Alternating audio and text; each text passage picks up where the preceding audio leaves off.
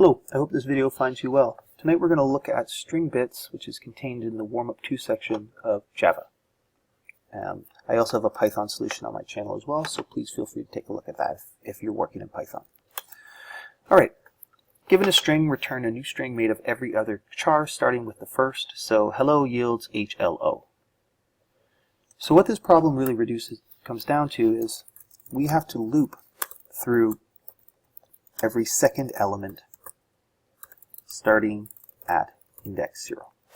And to do that, I am just going to take advantage of my understanding of loops and string construction. I'm going to make a new string called result, and that's going to be an empty string. And now, let's just take this first one here. Or let's take, more fun, let's take the, wait a minute, how many letters is this? Hopefully 1, 2, 3, 4, 5, 6, 7, 8, 9. Okay, otherwise I have to write indexes bigger than 10, which is annoying. H-E-E-O-L-O-L-E-O.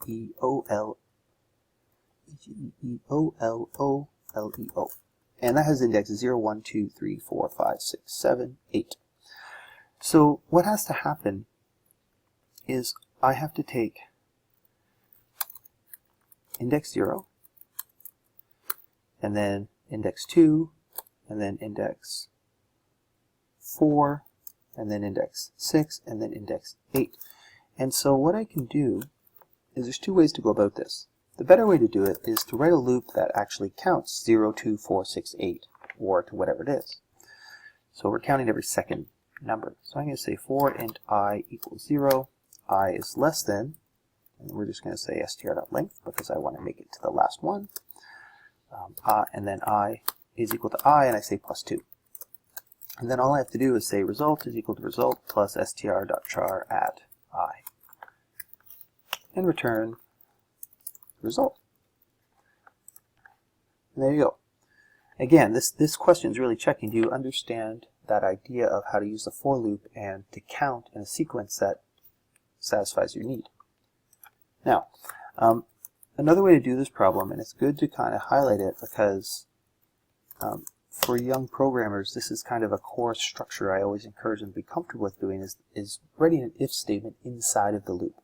So we're going to write a loop that goes through every index for int I equals 0, I is less than str.length, I is equal to I plus 1. And what I'm going to do now is I'm going to check if I is even. And we do that by using mod. So if I mod 2 is equivalent to 0, well, what do I do there? Then I say, if that's true, I'm going to say result is equal to result plus str.char at 0. And then I go down and I return the result. And you'll notice, where did I make my mistake? Oh, I see where I made my mistake. Oh, there it is. There we go. There we go. So both of these are good. This is a better approach because it's more efficient, because you're doing half the number of steps. This one, you have to run through every index of the string, and you have to run that if statement every time. But regardless, both these approaches highlight some really good techniques. I hope this video helped. Have a great day.